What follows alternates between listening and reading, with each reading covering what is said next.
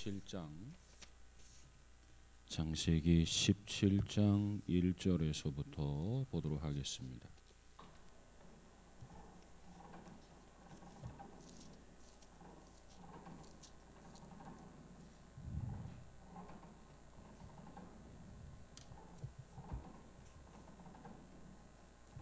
창세기 17장 1절에서 8절까지만 보도록 하겠습니다.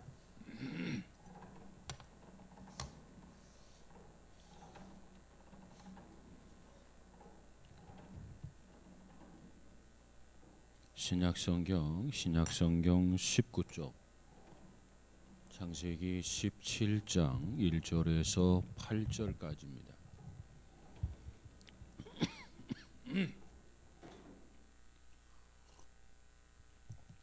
자, 우리 함께 같이 봅니다. 1절 시작. 아브라함이 99세 때에 여호와께서 아브라함에게 나타나서 그에게 이르시되 나는 전능한 하나님이라. 너는 내 앞에서 행하여 완전하라. 내가 내 언약을 나와 너 사이에 두어 너를 크게 번성하게 하리라 하시니 아브라함이 엎드렸더니 하나님이 또 그에게 말씀하여 이르시되 보라, 내 언약이 너와 함께 있으니 너는 여러 민족의 아버지가 될지라. 이제 후로는 내 이름을 아브라함이라 하지 아니하고 아브라함이라 하리니 이는 내가 너를 여러 민족의 아버지가 되게 함이니라. 내가 너로 심히 번성하게 하리니 내가 내게서 민족들이 나게 하며 왕들이 내게로부터 나오리라. 내가 내 언약을 나와 너 및 내 대대 후손 사이에 세워서 영원한 언약을 삼고 너와 내 후손의 하나님이 되리라. 내가 너와 내 후손에게 내가 거류하는 이 땅 곧 가나안 온 땅을 주어 영원한 기업이 되게 하고 나는 그들의 하나님이 되리라. 아멘. 아멘. 우리가 계속해서 하나님의 이름을 통해서 우리가 믿는 하나님은 어떠한 하나님이신가, 우리가 그 부분을 계속해서 공부하는데 가장 먼저 살펴본 하나님의 이름은 엘로힘의 하나님이다. 그걸 우리가 살펴보았어요. 그 다음 엘로힘의 하나님에 대해서 살펴본 우리는 그 다음 두 번째 하나님의 이름이 있는데 그 두 번째 하나님의 이름은 무슨 이름이냐? 엘샤다이라고 하는 하나님의 이름이다. 엘샤다이 하나님. 하나님께서 아브라함을 창세기 12장에 가서 보면 75세 때 하나님이 아브라함을 부르게 됩니다. 그리고 하나님께서 아브라함에게 약속을 하셨어요. 무슨 약속을 했느냐? 너의 자녀를 하늘의 별과 같이 바닷가에 모래알처럼 많은 후손과 자녀를 주겠다. 하나님이 약속을 합니다. 그런데 나이가 99세가 될 때까지 자식이 없었어요. 이제나 저제나 기대하면서 오랜 세월 동안 기다렸는데 하나님께서 아브라함에게 자녀를 주지 않았습니다. 그래서 어쩌면 사람이 약속했다가도 그 약속을 본의 아니게 이행하지 못하는 경우가 있는데 하나님께서도 혹시 나하고 분명히 약속을 했는데도 불구하고 특별히 피치 못해서 약속을 이행하시지 못하는가 보다, 이런 마음을 가지고 이제 포기하고 이제 절망하고 이제 모든 것을 내려놓아야 할 그런 상황이었습니다. 그런데 그때쯤 하나님이 아브라함에게 나타난 거예요. 그것이 뭐냐? 오늘 17장의 내용입니다.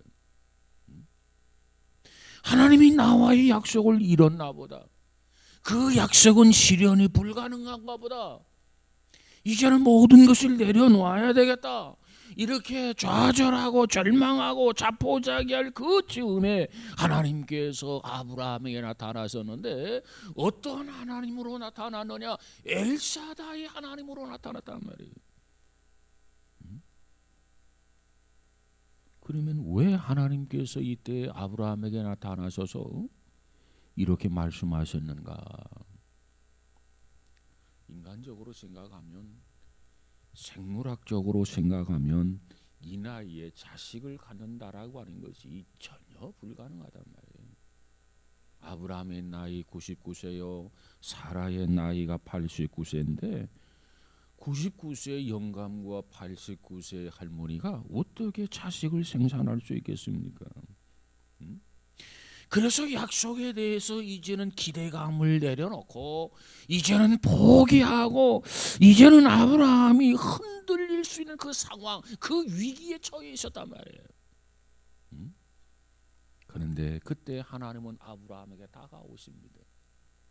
흔들릴 수 있는 상황, 흔들릴 수 있는 위기에 하나님이 아브라함을 찾아오셔서 뭐라고 말씀하느냐? 너는 내 앞에서 완전하라, 이렇게 얘기합니다. 하나님께서 아브라함의 마음을 너무나 잘 아는 거예요. 아브라함이 흔들릴 수 있단 말이에요. 지금까지 그 하나님을 믿었는데, 그 하나님을 신뢰했는데, 그 약속이 이행될 줄 알았는데, 그래서 기대가 부풀었는데 하늘의 별을 보고 바닷가의 모래알을 볼 때마다 하나님의 약속을 상기하면서 지금까지 믿고 신뢰해 왔는데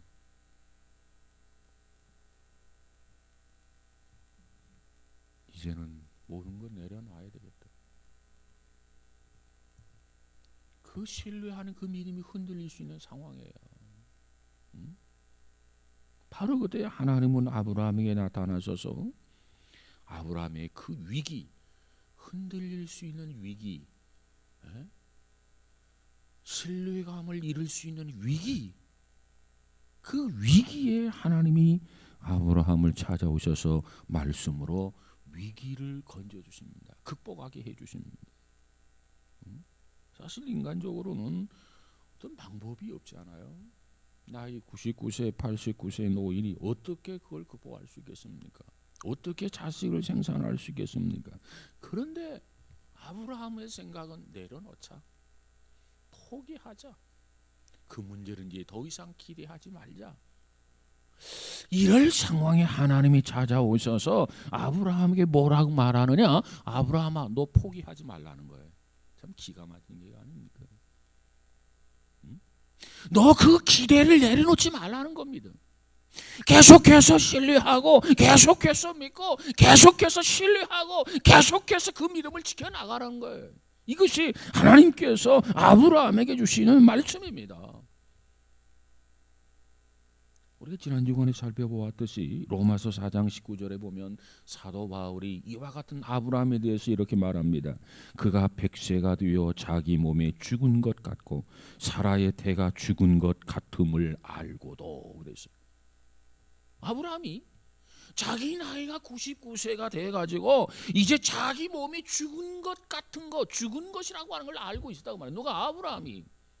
내가 이 나이에 어떻게 남자의 역할을, 기능을 발휘해서 이제 아이를 생산한다는 거냐? 이건 불가능한 거다. 나는 살았으나 살아있는 게 아니라 죽은 것이다.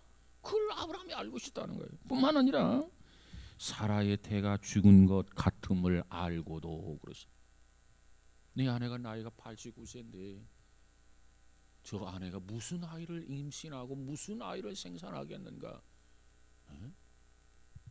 죽은 것 같음을 알고도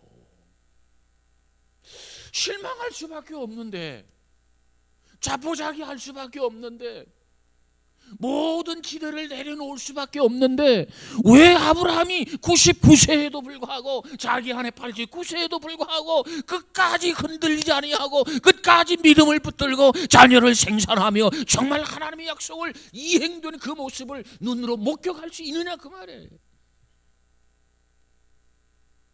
위기를 당했을 때 하나님이 찾아오셨어요. 너 흔들지 말아라. 너 요동하지 말아라. 너 포기하지 말아라. 기대를 내려놓지 말아라. 계속해서 그 믿음을 가지고 계속해서 그 신뢰감을 가지고 하나님 앞에 기대하라는 거예요. 하나님이 아브라함을 찾아와서 이와 같이 따뜻하게 격려를 해주십니다. 엘이라고 하는 말은 전능하신 하나님, 사다이라고 하는 말은 깊은 계곡에 빠져서 좌절하고 절망하고 포기할 수밖에 없는 그 상황에 하나님이 따스하게 찾아오셔서 위로해 주시고 격려해 주시고 그 위기를 극복하게 하신다. 그것이 살사다이, 사다이라고 하는 뜻입니다. 그래서 전능하시면서도 우리를 위기에서 건져주시고 지켜주시고 보호해주시고 인도해주시는 그러한 하나님이시다. 그래서 그 하나님을 뭐라고 하느냐? 엘샤다이 하나님이다. 고난에 처한 사람, 위기에 처한 사람, 환난에 처한 사람, 역경에 처한 사람, 그와 같은 사람에게 다가오셔서 그걸 이기게 하시고 그걸 극복하게 하시는 하나님, 그 하나님의 이름이 누구냐? 엘샤다이 하나님이라는 거예요. 그래서 지난 시간에 말씀을 드렸듯이 구약 성경에 보면 엘샤다이라고 하는 단어가 48번 나와 있는데 그 중에서도 욥기서에 보면 48번 중에 31번이 욥기서에 엘샤다이 하나님이 등장하고 있다는 겁니다. 왜? 욥이 그처럼 많은 환난을 당했거든요. 욥이 그처럼 많은 역경을 당했거든요. 시련을 당했거든요. 견딜 수 없는 고통을 욥이 당했거든요. 그러니까 그와 같은 욥에게 하나님은 엘샤다이 하나님으로 이 욥에게 다가가시고 욥에게 접근하시면서 욥으로 하여금 끝까지 입술로도 범죄하지 아니하고 하나님을 믿고 신뢰하면서 흔들리지 아니하는, 요동하지 않는 그러한 역사의 인물로 하나님이 삼아주셨단 말이에요. 누구의 역할이었느냐? 엘샤다이 하나님의 역할이었어요.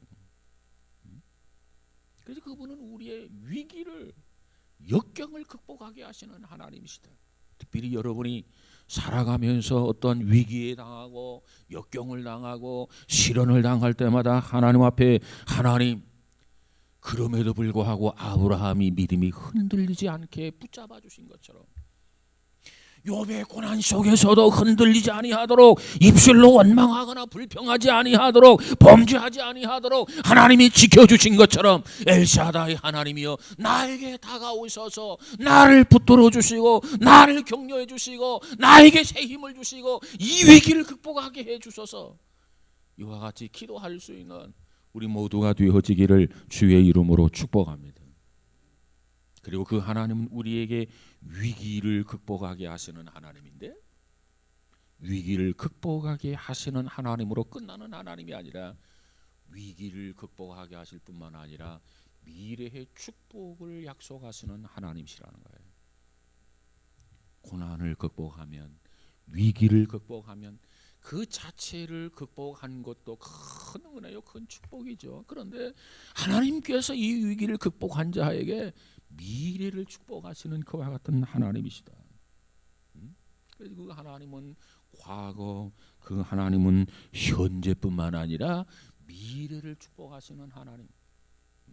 그것이 엘샤다이 하나님의 역사입니다.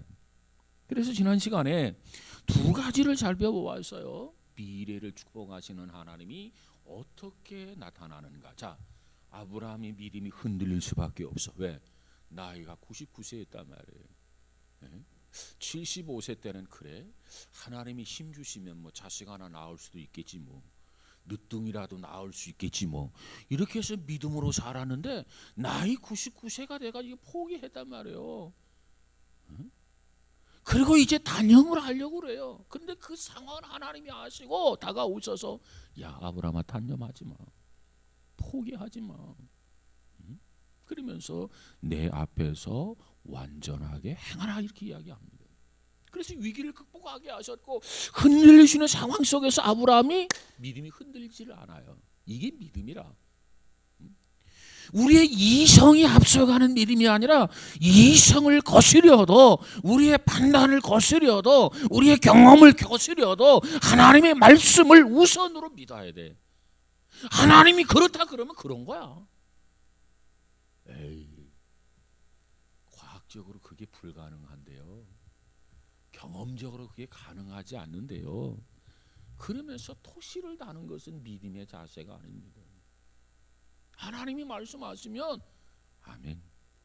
이게 진짜 믿음의 사람이에요. 그러니까 아브라함이 인간적으로 생각하면 불가능한 상황이란 말이에요. 그런데 하나님이 말씀하니까 흔들리지 아니하고 그 믿음을 계속해서 붙들고 지속합니다. 그랬더니 하나님께서 이제 미래를 축복하는데 뭐라고 말씀하느냐? 그의 이름을 바꿔준단 말이에요. 아브람. 아브라함의 뜻이 뭐라고 그랬죠? 높으신 아버지. 너희 이름이 누구냐?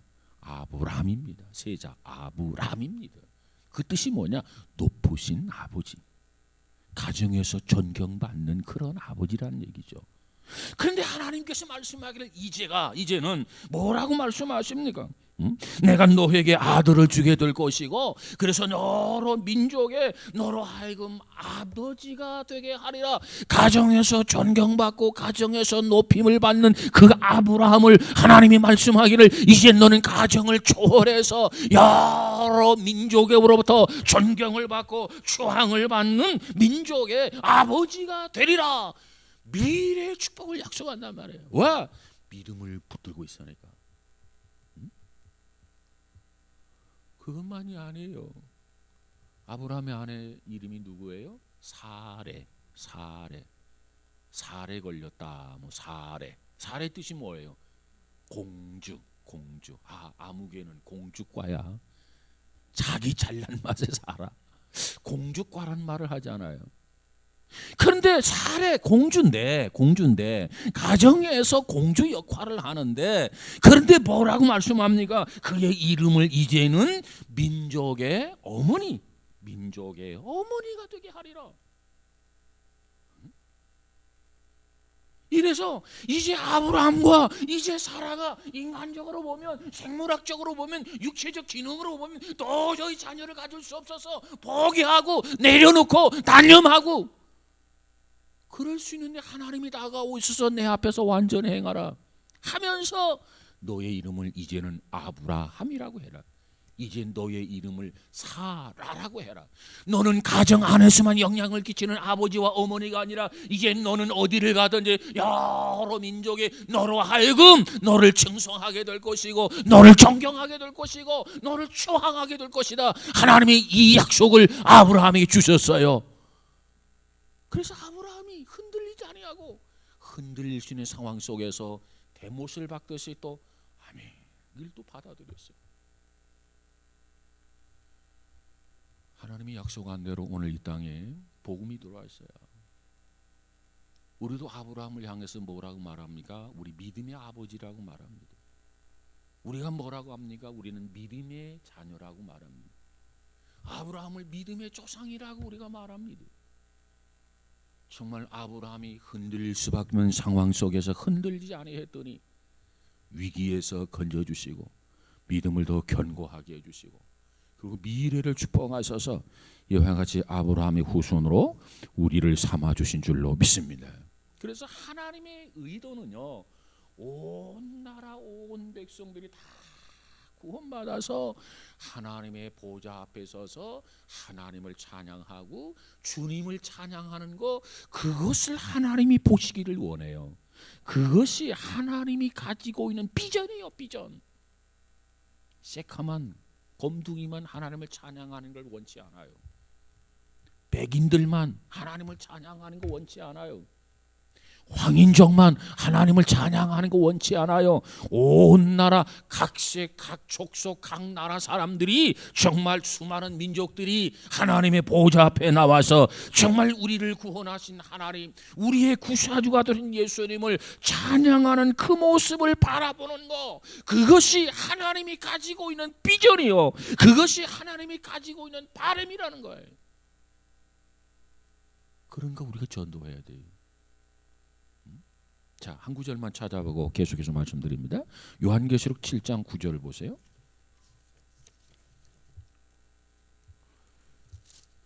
요한계시록 7장 9절.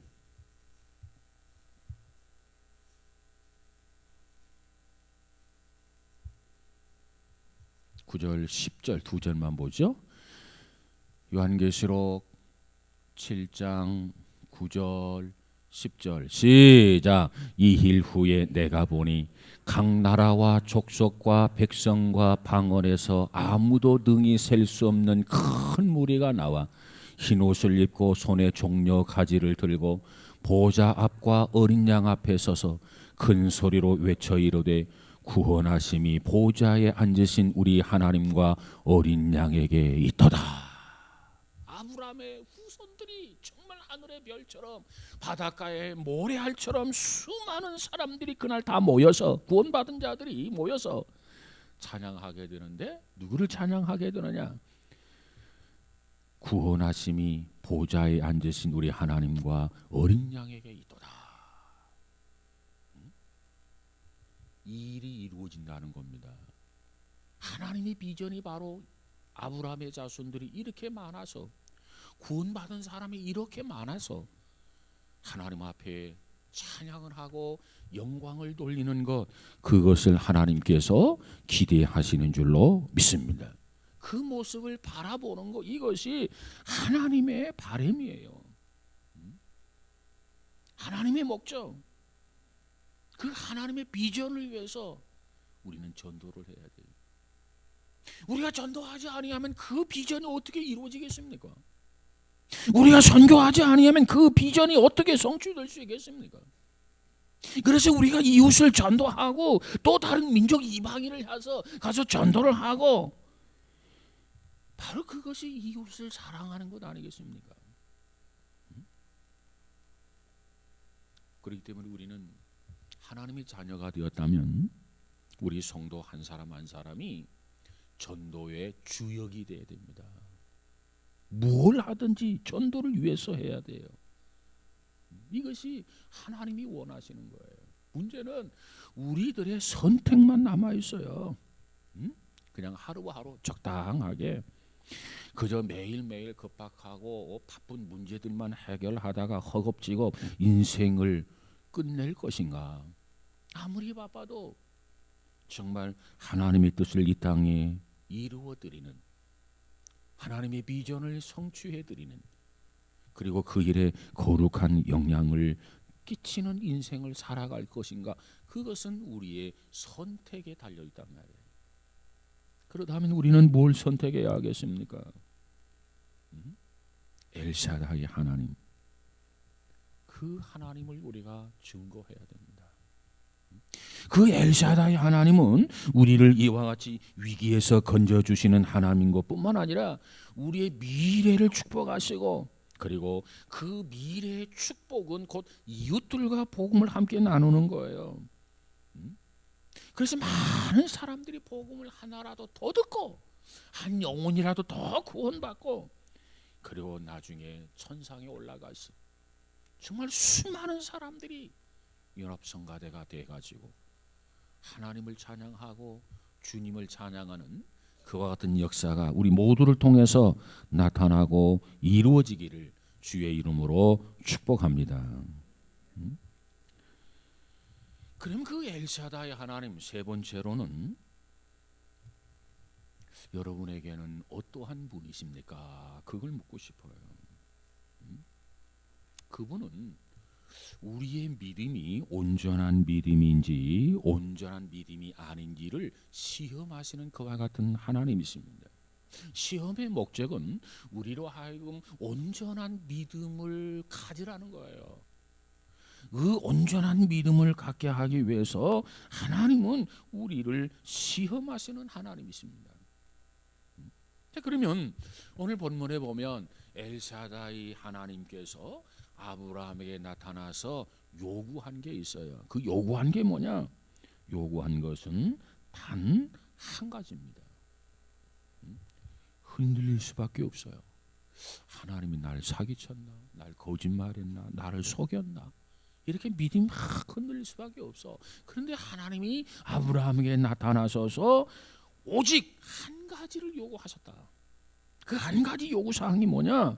오늘 본문의 17장 1절을 한번 다시 볼까요? 17장 1절 시작.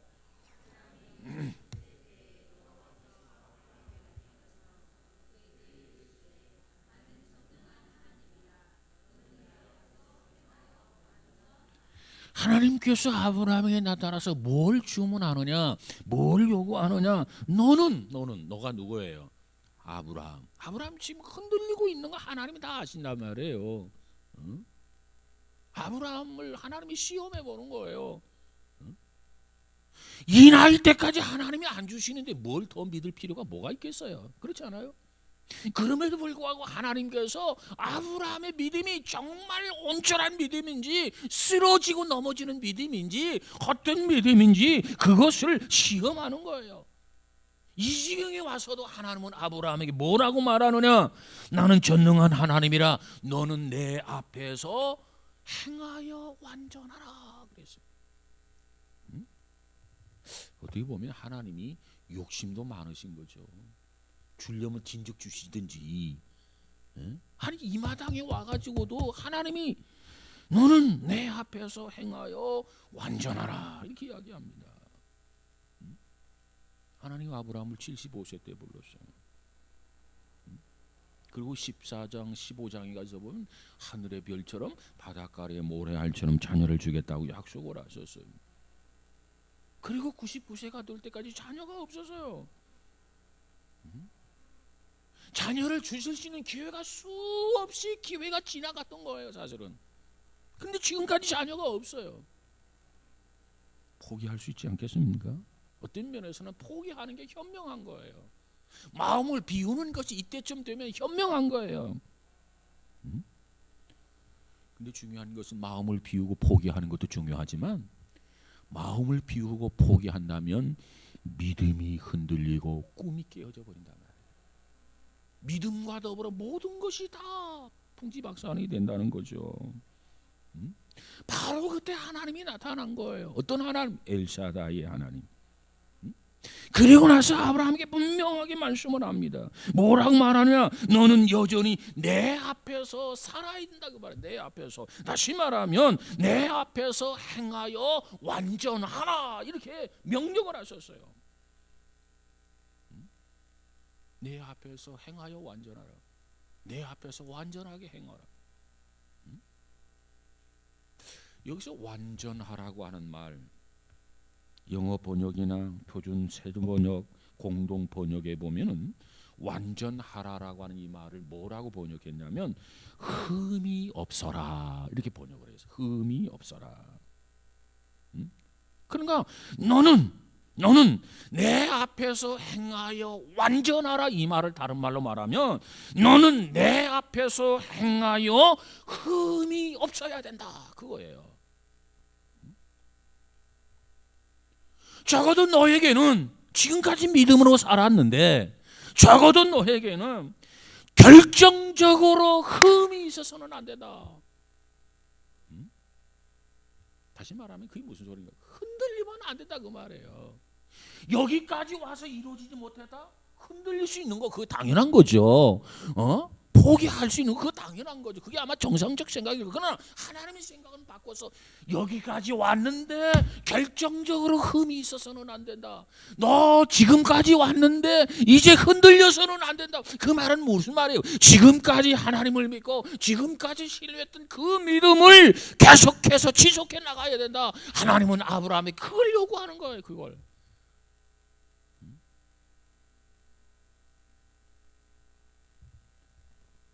아브라함이 흔들릴 수 있잖아요. 만약에 저에게 그런 입장이라면 흔들려도 몇 번 흔들렸을 거예요. 때려치우자. 하나님은 믿을 만한 사람이 못 된다. 내가 미쳤어. 아마 그랬을 거예요. 근데 아브라함은 그래도 믿음의 사람이기 때문에 여기까지 올라오는 것을 폭발시키지 아니하고 참고 하나님 그걸 아세요. 그러면서 와서 말하기를 너는 흔들려서는 안 된다. 너에게는 흠이 없어야 된다. 내 앞에서 완전하게 행하라. 하나님께서 아브라함에게 그렇게 말씀을 합니다. 성서교제사에서 발간한 현대어 성경을 보면 이 부분을 뭐라고 의역을 했느냐 하면 창세기 17장 1절을 너는 언제나 내 앞에서 살아가도록 하라 그랬어요. 너는 언제나 내 앞에서 살아가도록 하여라. 내가 항상 너를 바라보고 있다고 생각하며 살도록 하라. 무엇이 올바른 것인지를 생각하며 살아라. 그리고 바른 길만 걷도록 하여라. 하나님이 나타나셔서 나는 전능한 하나님이라 하면서 아브라함에게 이렇게 말씀하셨다는 겁니다. 정말 자포자기 하고 싶은 그 상황, 이 고난과 역경 속에서 모든 것을 포기하고 싶은 그 환경,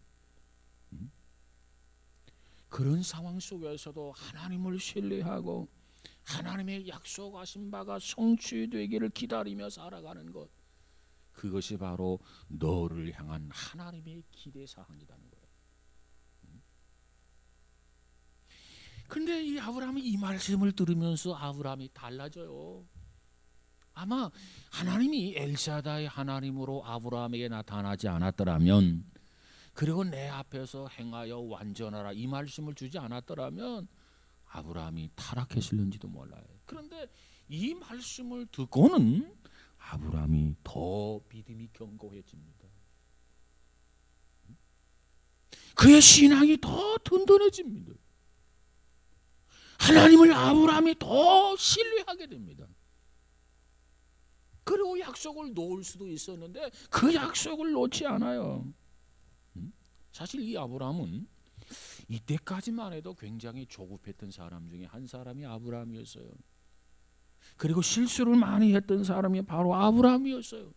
그런데 이 창세기 17장에서 엘사다의 하나님을 만나고 나서 이 아브라함은 무엇보다도 이제부터는 흔들리지 아니하고 의연하게 하나님을 기대하며 하나님을 신뢰하며 믿음을 가지고 살아가는 아브라함의 모습을 볼 수가 있었어요. 그가 이처럼 의연하게 이처럼 하나님을 신뢰하면서 살아갈 수 있었다고 하는 것은 그 약속이 아직 끝난 게 아니구나, 하나님이 그 약속을 반드시 이루실 하나님이구나, 그것을 말씀하기 위해서 나는 전능한 하나님이라, 이걸 먼저 말씀해 주는 거예요. 나는 인간 명의가 아니라 나는 인간을 지으시고 인간을 창조하시고 천지를 창조하신 전능하신 하나님이라, 내가 마음 먹으면 못할 것이 뭐가 있겠는가. 걱정하지 마, 염려하지 마. 너는 내가 한 말씀 그대로 내 앞에서 날 의식하고 살아가는데 내 앞에서 완전하게 행하라. 그 하나님의 음성 앞에 아브라함이 아멘 하고 응답을 한 거예요. 그래서 그 후부터 아브라함의 자세가 달라져요. 당당해요. 의연해요. 하나님을 더더욱 신뢰해서요. 그리고 디데이 아이를 가졌어요. 그리고 태어났어요. 여러분, 아브라함이 얼마나 기뻤겠습니까? 하나님이 아브라함아, 내가 너 아들 주마, 오늘 밤 준다고 한다면 감격이 있겠습니까? 에? 하나님이 줘서 내가 아이를 가진 거야. 어떻게 시간을 잘 맞춰가지고 아이를 가진 거야. 굉장히 마음이 흔들릴 거예요. 어떻게 보면 하나님 주신 것 같아서 때에 따라 하나님 감사합니다 하다가 에이, 하나님이 안 주고 잘 타임을 맞춰가지고 아이를 가진 거지 뭐, 이랬을 거야. 그처럼 기다리다가 자녀를 가졌단 말이에요. 그처럼 흔들리지 않는 믿음을 지속하다가 자녀를 가졌단 말이에요. 그 이삭이 얼마나 귀엽겠습니까? 그런데 그 하나님은 아브라함을 또 시험하잖아요. 22장에 가서 보면 그 아브라함은 아브라함에게 이삭을 번제로 드리라고 또 말씀하지 않습니까? 이쯤 되니까 아브라함은 초월한 거예요. 초월한 거. 내 생각, 내 방법, 내 지식, 내 순, 이걸 초월한 거예요. 하나님이 뭐라고 말씀만 하시면 그래, 하나님은 전능하신 하나님이라, 엘사다이 하나님. 그래서 그 말씀 앞에 뭐 생각할 필요도 없고 머뭇거릴 필요도 없고 핑계댈 이유도 없고 아멘하고 순종했던 사람이 누구냐? 이게 바로 아브라함이에요. 그래서 아브라함이 믿음의 조상이 되고 그래서 아브라함이 믿음이 사표가 되고, 그래서 아브라함이 믿음의 모델이 된 거 아닙니까? 그래서 우리 신앙인들은 모두가 다 누구를 본받기 원하느냐? 믿음의 조상 아브라함을 본받기 원하는 거 아니에요. 사랑하는 여러분, 우리 모두가 여러분의 조상을 닮아가기를 주의 이름으로 축복합니다. 무슨 조상을 닮아가야 되느냐? 믿음의 조상을 닮아가야 돼. 믿음의 조상. 믿음의 조상이 누군데? 아브라함이란 말이야. 아브라함을 본받으라. 성경에 아브라함이라고 하는 사람이 이렇게 믿음의 모델로, 믿음의 조상으로, 믿음의 사표가 되는데, 성경 외에 또 다른 아브라함이라고 하는 사람이 있어요. 그게 누구냐면 미국의 대통령 아브라함 링컨이라는 사람이에요. 정말 이 아브라함 링컨에 대해서 여러분 모두가 아마 들었으리라 생각이 됩니다. 어느 분이 아브라함 링컨에게 이런 질문을 해요. 신앙생활이 도대체 무엇입니까? 여러분 신앙생활을 오랫동안 해왔는데 신앙생활이 무엇이라고 생각을 합니까? 한번 자문자답을 해보세요. 신앙생활이 뭔가? 이 아브라함 링컨에게 신앙생활이 도대체 무엇입니까? 이렇게 질문했더니 그 아브라함 링컨이 이렇게 대답을 했어요. 하나님을 신뢰하고, 먼저 하나님을 신뢰하는 거죠. 그리고 인내하며 묵묵히 가야 할 길을 걸어가는 것이 신앙생활이다. 하나님을 신뢰하며 그리고 인내하는 게 필요해. 인내. 하나님을 신뢰한다면 인내할 수가 있어요. 하나님을 신뢰가 깨어지고 신뢰하지 못하니까 인내하지 못하는 거란 말이에요. 하나님을 신뢰하고 인내하면서 묵묵히 가야 할 길을 걸어가는 것이 신앙생활이다. 그래서 상식적인 이야기지만 신앙생활에 대한 정의라고 생각합니다. 하나님을 신뢰하고 묵묵히 가야 할 길을 걸어가는 것.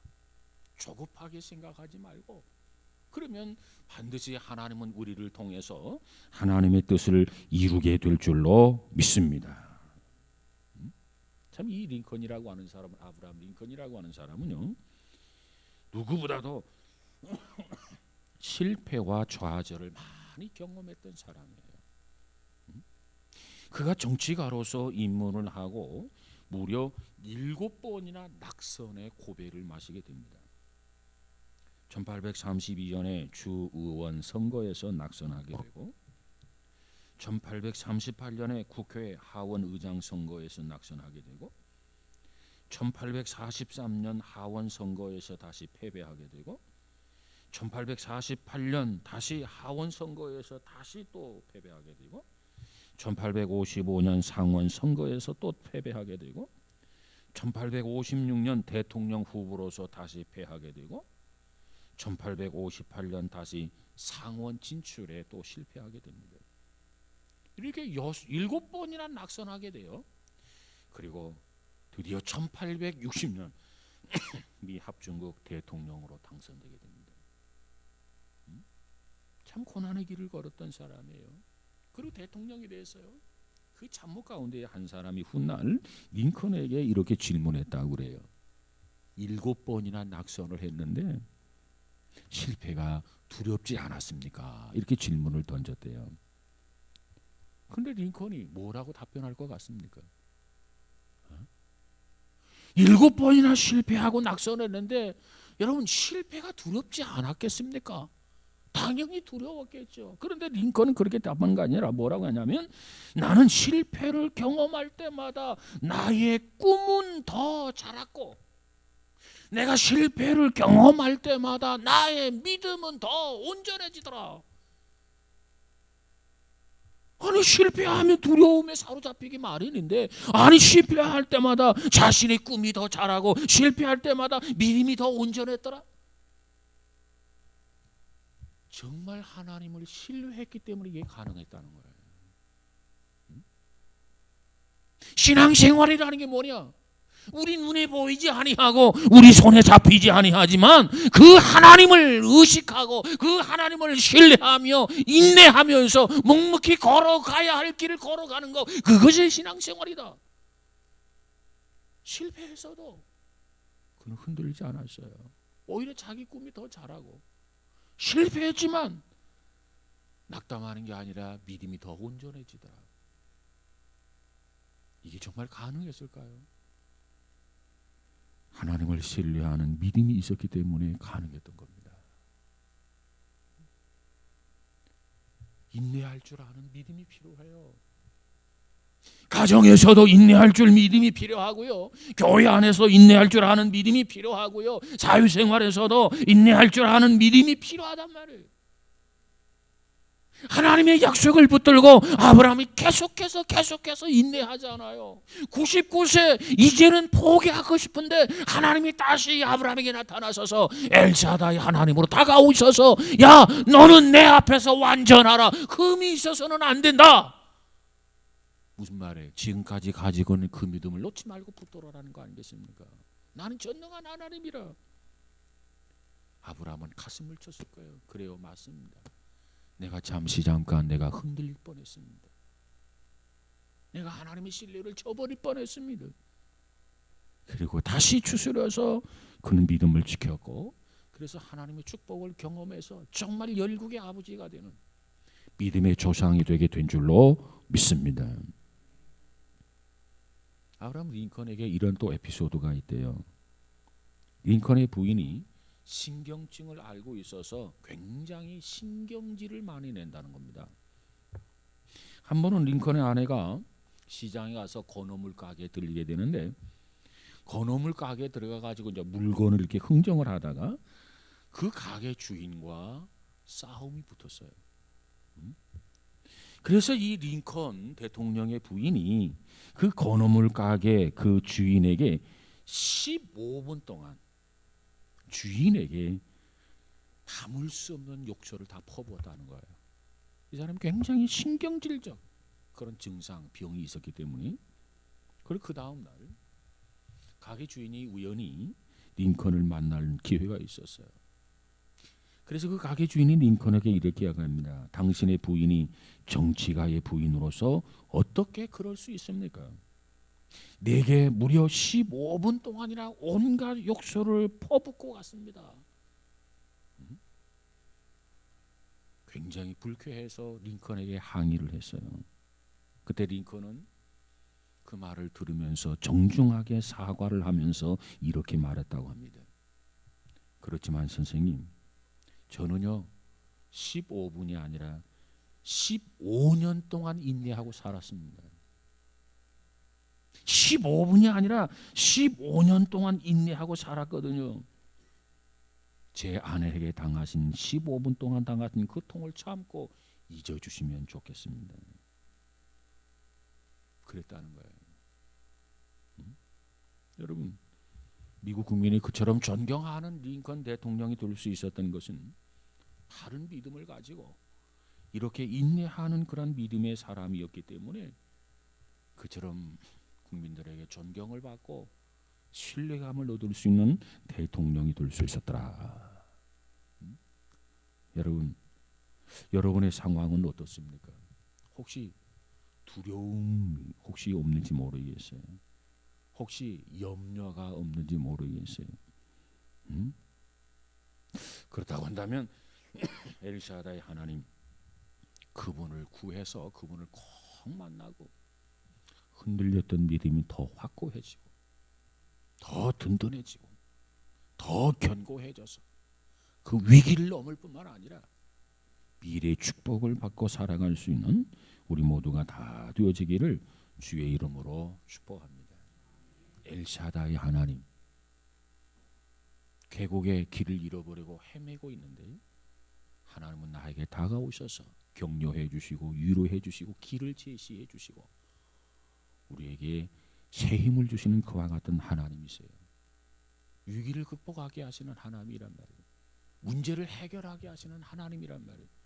우리에게 새 힘을 공급하시는 그와 같은 하나님이십니다. 그 믿음을 가지고 엘샤다이 하나님을 부르면서 기도하는 복 있는 성도 우리 모두가 다 되어지기를 주의 이름으로 축복합니다. 기도합시다. 거룩하신 하나님 감사합니다. 우리가 전능하신 하나님을 믿습니다. 우리의 경배의 대상이요 신뢰의 대상이요 찬양의 대상인 것을 믿습니다. 그러나 그 하나님을 구체적으로 실체적으로 더 확히 알기를 원합니다. 하나님, 오늘 특별히 엘샤다의 하나님, 아브라함이 흔들릴 수밖에 없었는데 찾아오셔서 위로해 주시고 격려해 주시고, 그래서 더 이상 흔들리지 아니하고 의연하게 말씀을 붙들고 약속을 신뢰하며 살아 마침내 하나님의 말씀을 이루게 된 줄로 믿습니다. 그래서 열국의 아버지가 되고 열국의 어머니가 되고, 그래서 믿음의 조상이 되게 된 줄로 믿습니다. 그래서 우리가 믿음의 자녀요 후손이 된 줄로 믿습니다.